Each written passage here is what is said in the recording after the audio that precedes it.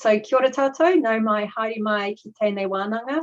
Hi everyone and welcome to this webinar. I am Melanie Ruffell from the Riddet Institute, and as many of you will already know, we run a series of webinars supported by HV in Science of Food program and brought to you by the Riddet Institute, and of course together with our resident experts Peter Brown and Michelle Cubitt. So in terms of this series of webinars, keep an eye on our website and LinkedIn page, and also HVN's channels as well for news of new dates and registration details. So today's webinar will focus on patent and regulatory trends in food commodities.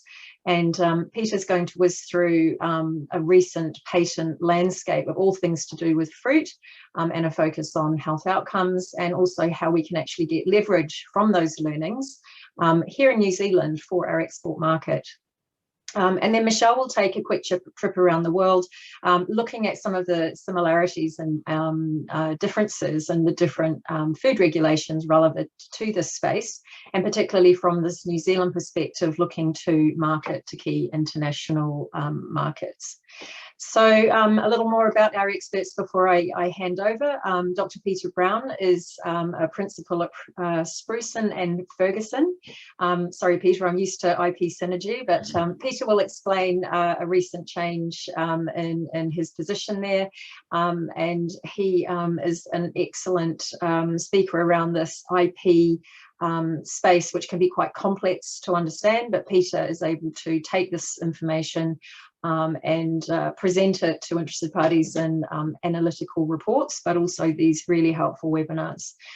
So it's great to have Peter on board as always, and also for Michelle Cubitt, who is a regulatory consultant at Smart Regulatory Solutions, and she has a wealth of experience in the regulatory aspects of not only in food and natural health products, but also cosmetics and the pharmaceutical industries.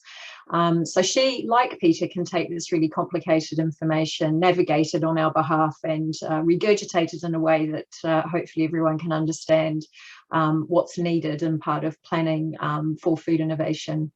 So I'll shortly hand over, but just a quick reminder that we will take questions through the chat function, so please feel free to submit as you go. We do try and ask everyone to remain on mute if that's okay, and we are recording this session and all of the questions at the end as well. And when we finish, we'll put up a slide and keep that up with Peter and Michelle's contact details if you have any questions that you would rather direct to them specifically. So with all of that, I'm going to just hand over to Peter. Peter, I'm just going to allow you to access the, put your slides up. Oh no, you can do it, wonderful. Okay, I shall mute and hand over to you. Thank you. Tēnā koutou katoa. Thank you, Melanie, and great to see everybody, all familiar faces from New Zealand. Great to see everybody again. I can't actually see you because suddenly your faces have disappeared from my screen, but that's okay. Just confirming, Melanie, you can hear me okay?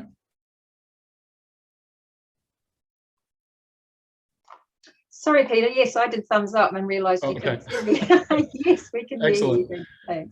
Okay, great. So yes, just as Melanie had mentioned, I have had a recent shift. So earlier this year, I came across to Brisbane, and I cannot change my slides.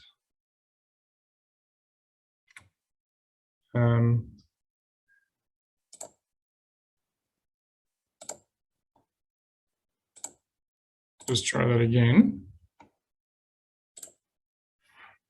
There we go. Okay, so yes, so this dog leg that you're seeing here is the route that we actually took from Auckland across to Brisbane, and we had to do that because of the COVID restrictions. We had spent about 2 weeks in a camper van traveling through New South Wales until we could actually cross the border into Queensland. So that was a lot of fun. With 5 of us in a small camper van, we were ripping our hair out by the end of it, but we managed to get here successfully. So yeah, just a bit about I've shifted across to Spruson and Ferguson. We are the biggest IP firm in Australia by a country mile. And we've got a very large life sciences team with a lot of food and beverage companies in Australia and New Zealand, as well as we work really closely with a lot of university and institutes as well. So we're really well placed to kind of help in this space. So feel free to get in touch. That's my email address below. But otherwise, just thought I'd point out we were very happy with ourselves that we managed to get across here successfully without ending up in a quarantine facility. But 1 week into our trip, we ended up getting completely flooded. If you would have seen that in the news. So this is just a photo about a few minutes walk from where we were staying, and absolutely just huge floods. We were trapped basically in our house for close to a week. So anyway, that was a lot of fun. But anyway, onto the actual report. So yes, there's actually a report that is about to get published, hopefully very soon through HVN. And today's talk is based on kind of the top level, I guess, insights from the report that will be published. So there'll be a lot more detail in the report, but I'm just giving you kind of a high level insights at this point. It's very much focused, like Melanie said, on fruit commodities. Primarily by adding value through proven health benefits. And as you can probably gather, you can't get a patent for something that's been known for a long time. So you kind of like, obviously you can't get a patent for a fruit, but what we're really focusing on here is, new patents and new insights around how there's been relatively minor, I guess, changes to the fruit. It could be through fermentation processes, it could be through using whole fruit for new uses, or minor refinement. So it might be that you're using a powdered version of a fruit or a juice for a particular use. And the report is covering the patent landscape from 2015, but a particular focus on the last couple of years. And obviously, to keep things super focused, we've excluded a whole bunch of stuff. And just to give you some examples of what we've excluded to keep it focused on food health, we haven't talked a lot about kind of plant varieties. We have tried to steer away from traditional Chinese medicine type patents where you'll get a lot of fruits and a lot of herbs in the same composition. So we're trying to kind of stick with whole fruit or the like. Trying to stay away from any kind of patents that relate to machinery, non-food uses, for example, like cosmetics. Obviously, steering away from pet food, recombinant technologies, and for the purposes of today, because we're focused on health, I haven't reported on any patents that relate to kind of wine innovation, unfortunately. So yeah, that's just to give you a kind of heads up in terms of what this actual insight report is about. So looking at just like a really high level, this is kind of what the patent landscape looks like from the last 6 or 7 years. Essentially what you're seeing there is a total number of patent applications that have subsequently been published. And what you can see here in blue is that China is the major contributor. What's actually interesting though is there's about 15,000 patents that have been published from Chinese filers in the last 7 years, but about 8,000 of those have already been abandoned. So actually currently there's only about 200 of these patents that are in force, and I think there was about 600 or maybe it was a bit more, closer to 1,000 that are still kind of pending and going through the process. So if you can see there's a big blip there from about 2016 to 2019. We've actually seen that across a whole bunch of different patent landscapes. And we think it's because the Chinese government actually helped to companies with filing a lot of patents during that time. But what you can actually see, if you take away that blip, the innovation in the space has actually been relatively constant. And perhaps you could actually say that countries like South Korea in green is actually increasing the number of patent filings slowly over this time. So in terms of the fruit focus, this is looking at globally, so China as well as all the other countries. Apples is by far the leader in this space, as well as grapes in the second place, and surprisingly, blueberries as well. what's really interesting is when you look at kiwi fruit as our biggest export fruit in New Zealand, there's very few patents coming outside of China in relation to kiwi fruit. In fact, there was only about 15 or 20 that I could find. But inside China, there was 172 patents that specifically referred to kiwi fruit. And if you broaden that out to gooseberry, it was more like about 250 kiwi fruit patents, which is quite surprising. So interestingly, I thought it'd be quite useful just to dive a bit deeper into those patents here in China. So of those, sorry, I said 250, it was 215 patents. There's 23 of those that are actually granted in China, and about 40 are still pending and going through that process. And so I think it's just really important to kind of call out that, if there's any companies, obviously there are a few companies in New Zealand that are exporting kiwi fruit and kiwi fruit products, you need to be aware of these patents in your export market. Here were a few that I thought were particularly interesting of those 23 granted ones. So there's one in relation to kiwi fruit tablets, kiwi fruit crisps for using overripe fruit. There was one in relation to improving memory, which is becoming quite a big trend now with cognitive performance, as well as one that's obviously quite relevant for the HVN community, which is around hypoglycemia. So I think it's obviously really important from a freedom to operate perspective to recognize these patents that could cause problems. But it's also really useful to be able to see the trends in your export market. What are the fruits being used for, and even down to what province the patent is being originating from in China. And also, even potentially, are there any collaborators that you could work with in your target market as well? So in terms of the fruit utilization and what the health target is, we were able to break it down in the top. We actually found 38 patents that were really relevant from the last couple of years. So when we look more closely at those from a health point of view, we can actually see that metabolic health was probably the front runner in terms of what the health outcome was in these Chinese patents. And what was quite surprising was that grape and pomegranate were the biggest contributors in that space towards metabolic health. So a lot of the patents referred to those two fruit for metabolic health. And the other interesting one that we saw was that for digestive health, blueberries came up as the most cited or most referenced fruit in that space in China. This is actually quite interesting. I don't have a slide for it, but in the report, we also look at it from patents outside China. And what's interesting is that instead of metabolic health being the most relevant health outcome, outside China, it's actually digestive health that is by far the front runner. So it's just really interesting to see the differences there between China and outside of China. So just in terms of just going down to specific examples, I thought I'd pull out one from China in particular, first of all, looking at using pear pomace for lung health. And this is obviously an area that's of real interest to the immune health space for HVN. This patent is owned by a university in China. Like a lot of the other Chinese universities, they've got a huge patent portfolio. This one was filed in 2021 using waste pomace from this Korean pear, which I'm not going to try and pronounce that official word, for use for lung conditions caused by pollution. And we've seen that time and time again. That's quite a big focus area in China.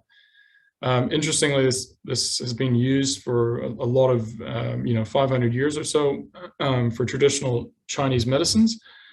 And so it's not surprising to see this kind of growing trend in using these byproducts, so to speak, for all these health benefits. So in the patent itself, they've actually got quite a bit of data in mice, but being able to show that it has positive impact on a number of key biomarkers for lung tissue. And it's quite interesting, like many other patents in China, it's only filed in China, so they tend to keep quite focused on their own market, whereas a lot of other big international companies, they'll also be filing in many countries around the world. So coming a bit closer to home, I thought I'd give a bit of an Australian spin, given I'm based here now.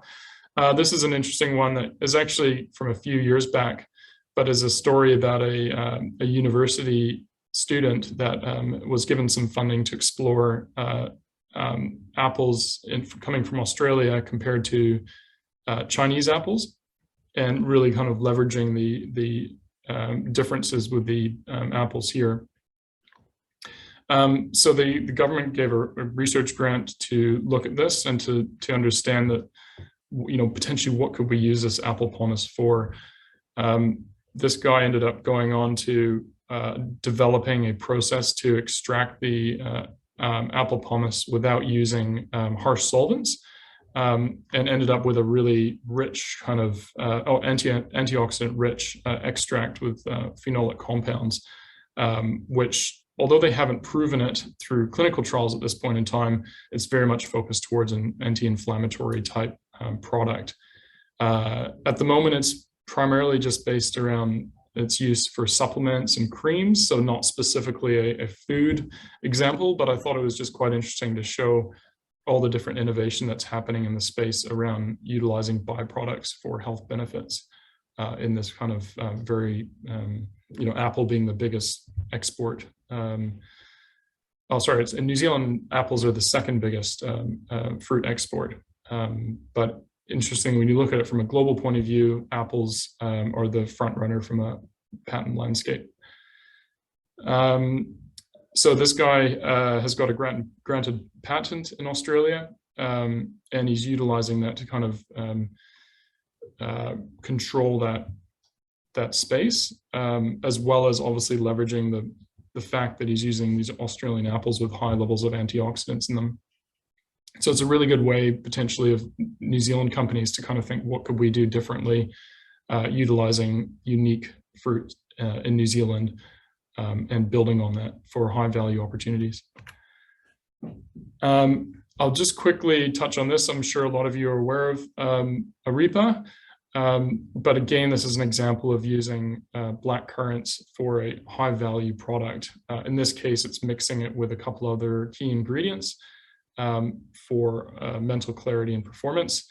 I know this one well because Angus is a client of mine, and he's got strong patents in New Zealand and overseas, as well as registered trademarks, and currently working on a number of clinical trials, and a few that have been completed as well.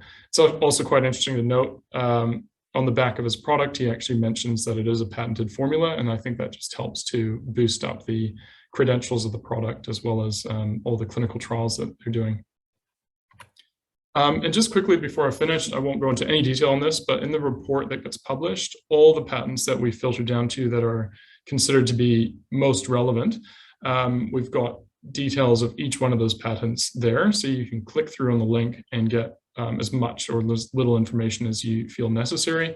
But in each case, we always refer to what is the health link, so digestive health, for example, or metabolic health, as well as what apple or what fruit it is, for example, apple, avocado, and so forth. So you can quickly filter down to patents that might be relevant towards you. And before I hand over to Michelle, I just wanted to mention, importantly, this is obviously not specific intellectual property advice, so it's just really important that you do get your own personal advice in relation to your specific circumstance. But I think probably just the key kind of take homes from today, there's huge opportunity still in adding value to fruit commodities, especially those with health outcomes. In China, metabolic health seems to be the biggest area of interest, followed by digestive health. What I didn't actually mention in huge detail, but South Korea and Japan also represent great export markets in Asia. So I think, sometimes we get very much focused on opportunity in China, but there's huge opportunity in South Korea and Japan, and we can tell from the patent landscape that there's a lot of interest there for that. Like I mentioned, using the kiwi fruit as an example, we need to be aware of the FTO issues and other things. The same applies for apples and avocado. I believe avocado is our third biggest export from New Zealand. There is also fairly large patents around avocados, especially in China. And I think just the final point, saw quite a few examples of patents that focus on utilizing byproducts like apple pomace, as well as what I haven't mentioned today, but a lot of the patents refer to fermentation technologies to improve the nutritional value as well. Okay, well, I will stop there and I will hand over to Michelle.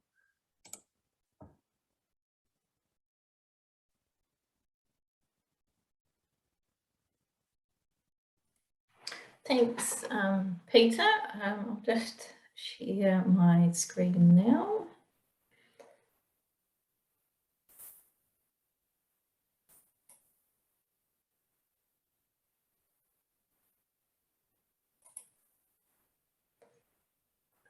So the bit that I am working with here is talking around some of the context of, if you're looking at these different innovations and these different technologies that Peter has run across for different types of fruit, then translating that into how that actually lands as physical product opportunities actually in different markets. And I thought a good way to do it is to kind of compare a little bit between what's expected here versus what's expected in some of these international markets. So yeah, as Mel said, I'm a regulatory consultant focusing in a lot of different areas, but I sort of look after a lot in the compliance and the strategy type space.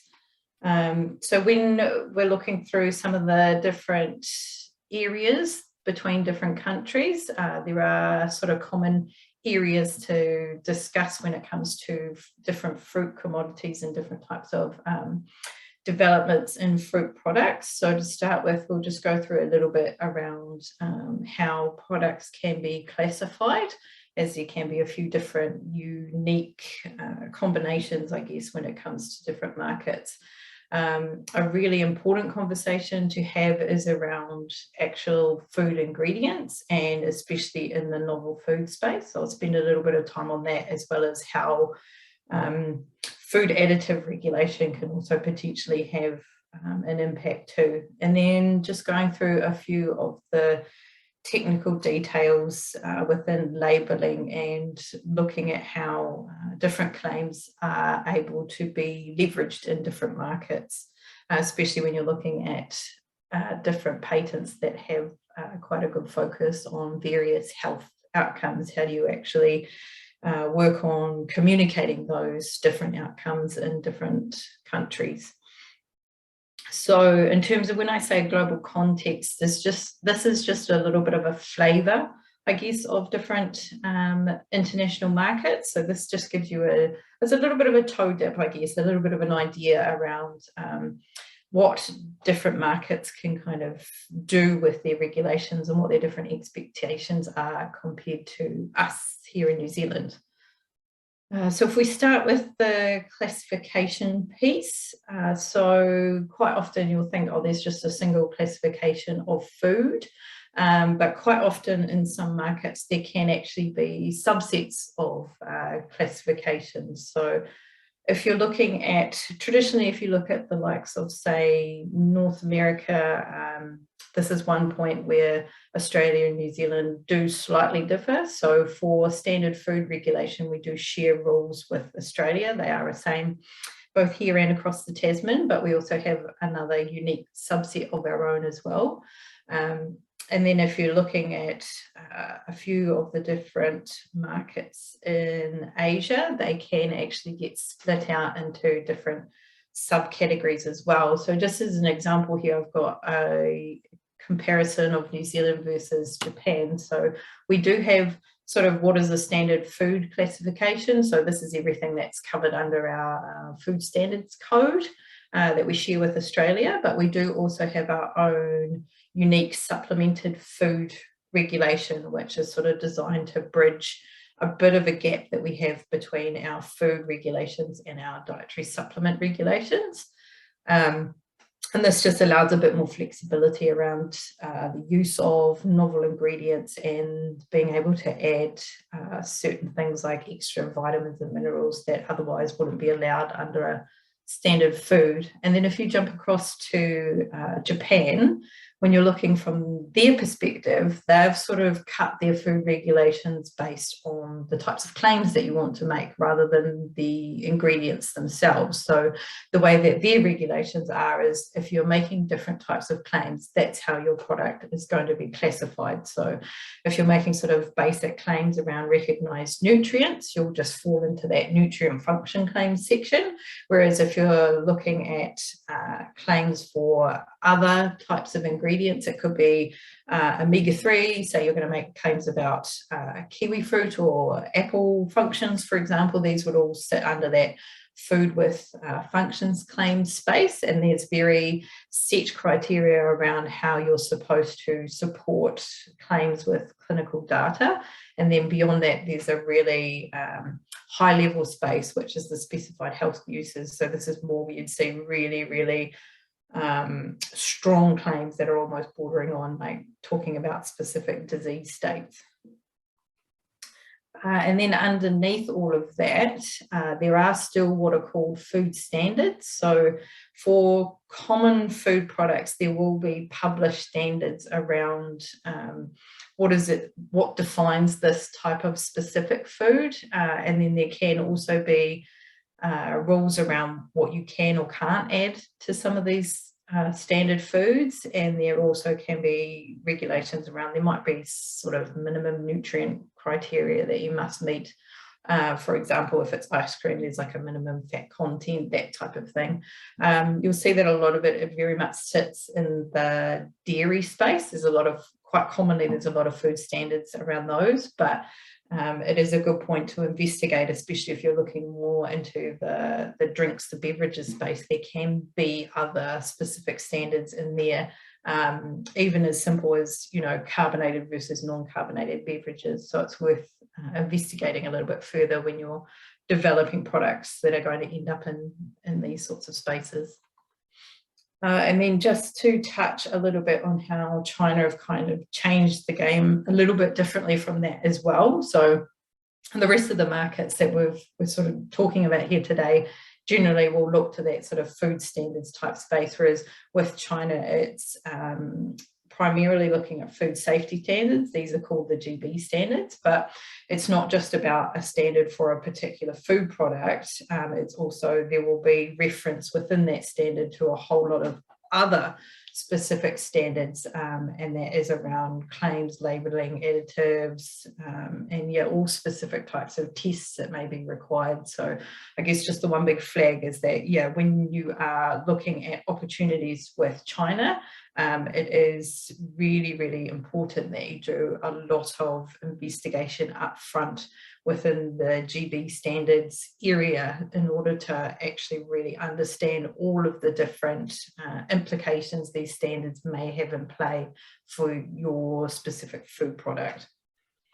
And then if we just touch quite a bit with the ingredients space, this is more going to look at, okay, if you're going to innovate, say in the fruit space, and you're going to create a certain extract or something, it's around looking at, okay, is this still going to be considered a food ingredient, or is it potentially going to be triggering some of these novel food regulations that we talk about? So when I'm talking about novel food, this is basically saying, in a broad sense across all markets, it's looking at, is there a safe use, is there a history of safe use, within that specific market? If there's not, this is where there is the potential to be classified as a novel food, and therefore there's a lot of extra work that's required in order to gain pre-market approval for that.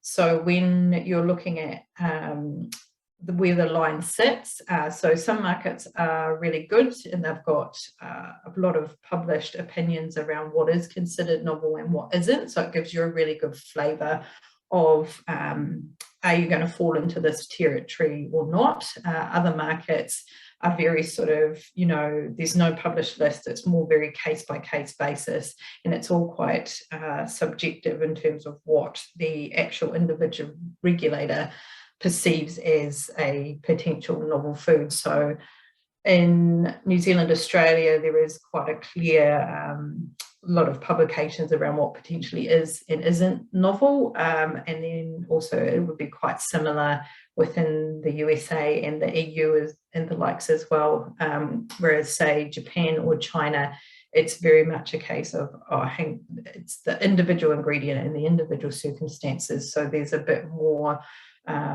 in-market expertise that's required to really understand whether you're going to fall into this territory or not.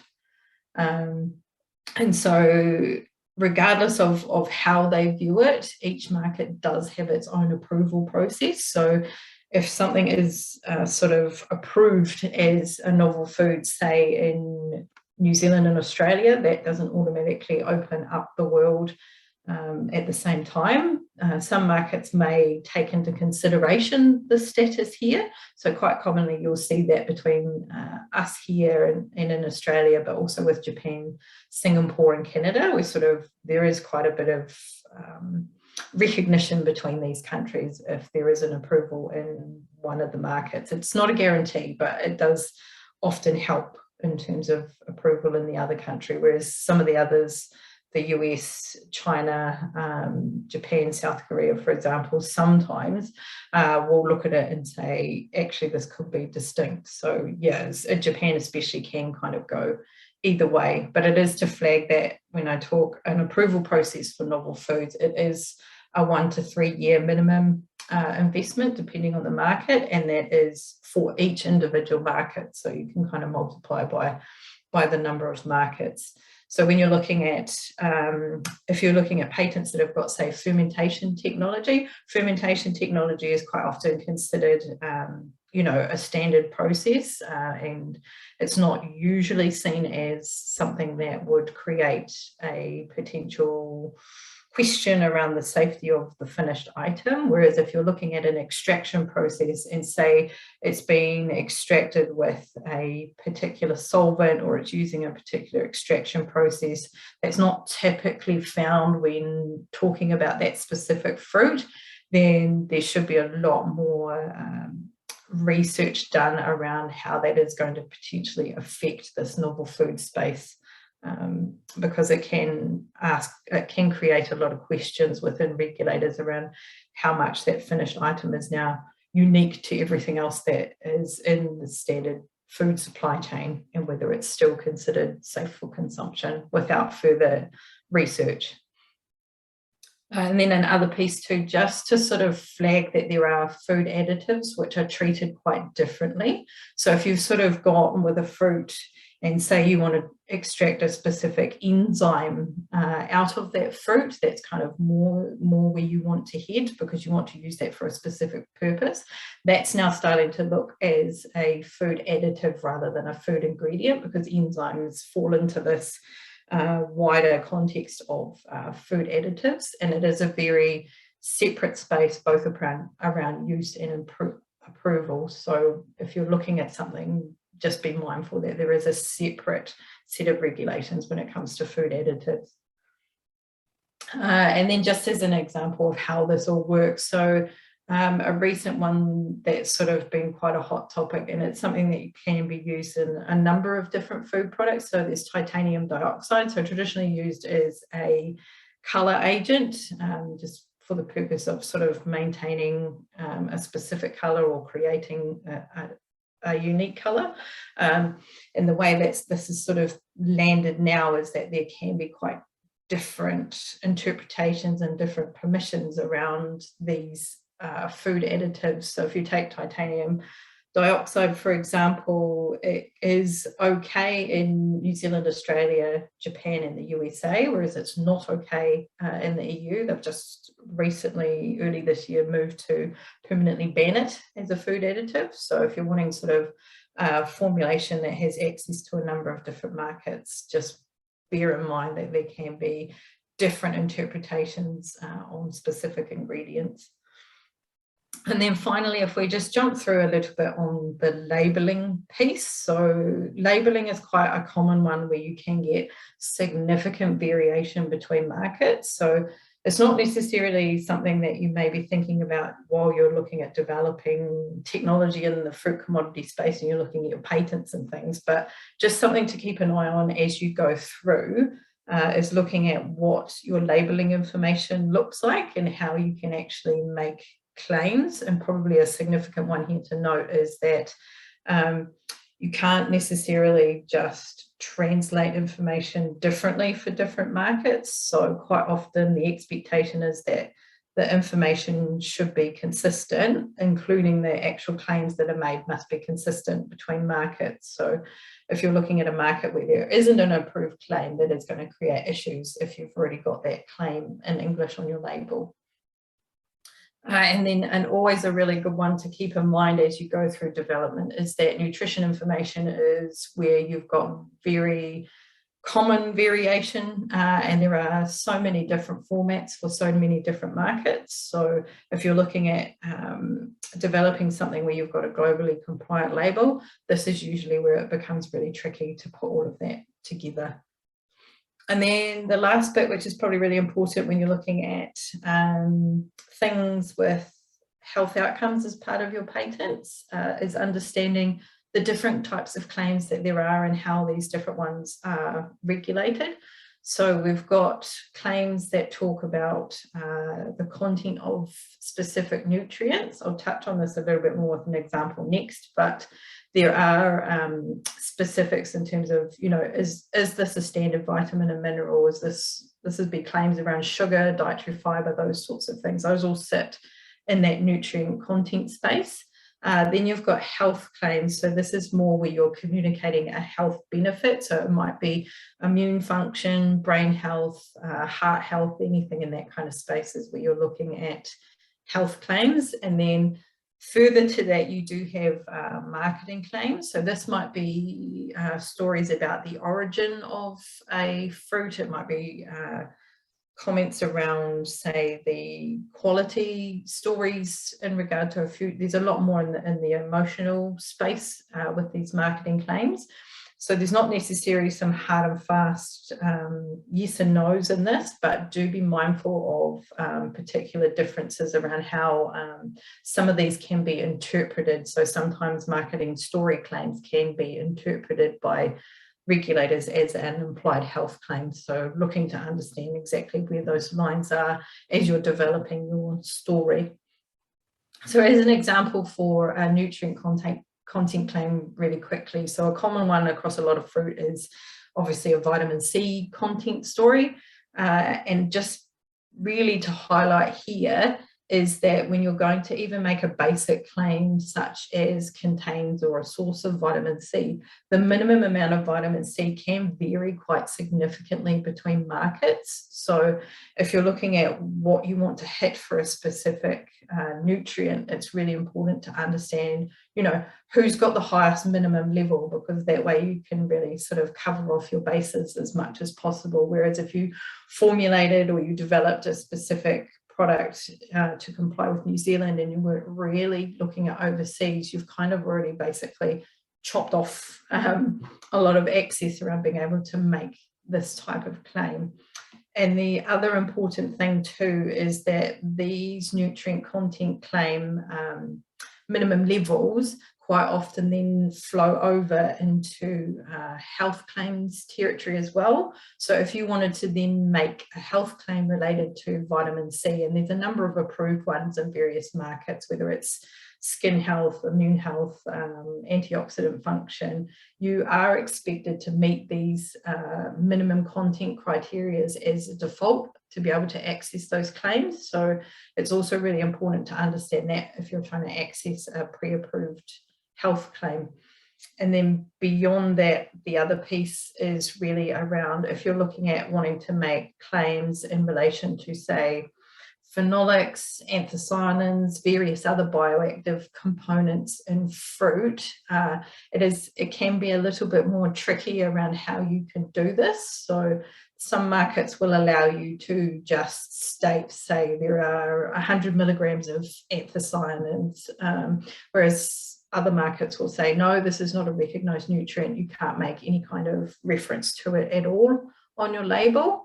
And then if you're wanting to look at health claims related to some of those various bioactives, there can be quite a robust process that you must go through in order to get that health claim approved. So this is like, well, you would have seen with the example with Aripa, that is why there is investment in a number of different clinical trials, because they're trying to look at communicating the health benefits of these components of the berries. They're not automatically part of authorised claims per se, so they're looking at boosting their scientific evidence in order to meet evidence requirements for a approved health claim at a later stage.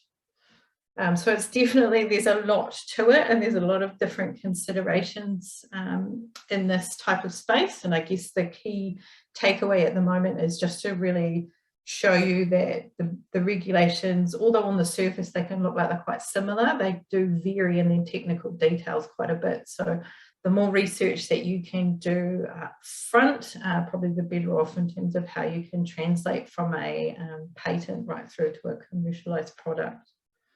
So thank you. I'll hand back for questions. Great. Thanks so much, Peter and Michelle.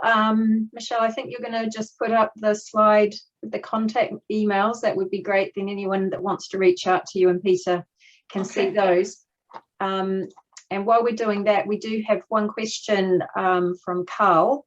I think this may be targeted at you, Peter, but Michelle, if you have thoughts as well, obviously add them in. So Carl was asking, is the activity in the grape space on things from grape mark from winemaking or on the whole fruit?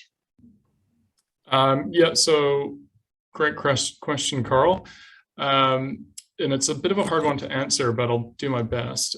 So essentially when the search was conducted by us, we filtered it to make sure that the results that we're getting, as best as we can, relate to actual food for human consumption. And so I think, and there's actually a separate classification specifically for winemaking, which we didn't search for. So we think that most of the results relate to food and beverages for human consumption and don't include winemaking, but there were definitely a few that did creep in. Which might be reflected in the wider analytics that I showed up front, which were from 2015 onwards.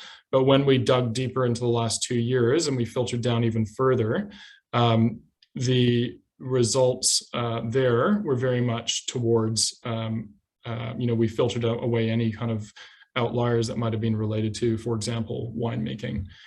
So there was, the analytics and the trends that we're seeing there are very much focused towards food and health, not winemaking. Hopefully that answers your question as best as I can.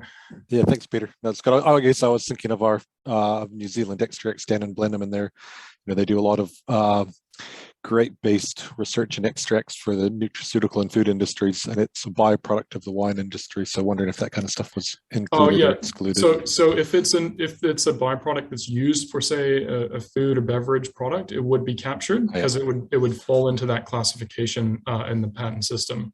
But if the end outcome is for winemaking, then it probably wouldn't be captured in the analytics. Thanks. Yeah.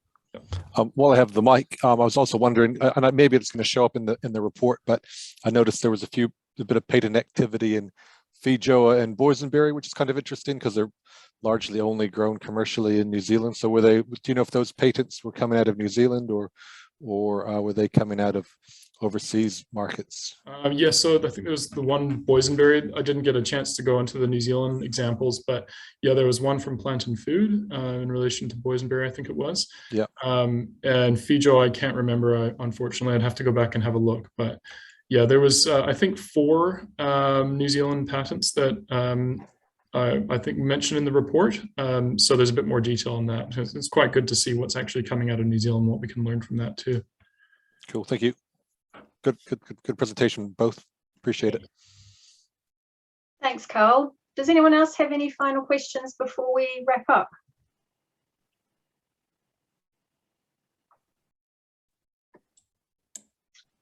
No, I think that's probably it, and we're running a tiny bit over time, but hopefully that's all been of great value. As always, a big thank you to Peter and Michelle.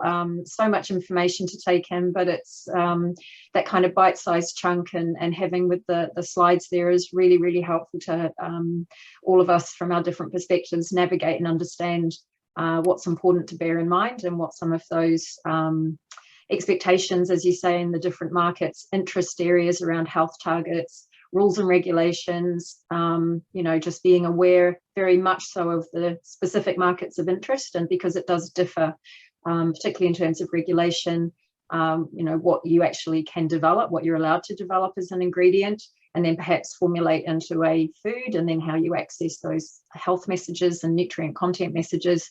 So there's a lot there to take in, and as always, this information is intended to be helpful guidance and tips, and really just to alert everyone to the need to get case-by-case advice depending on exactly what it is that you want to do, and make sure that you reach your goals. So with the kind of support of Michelle and Peter, there, you know, it may be with a bit of work in some cases, but the opportunities are great, and the rewards are there when that navigation is supported. So thank you again to Peter and Michelle for all your advice, and thank you to everyone for listening and signing up to the webinar.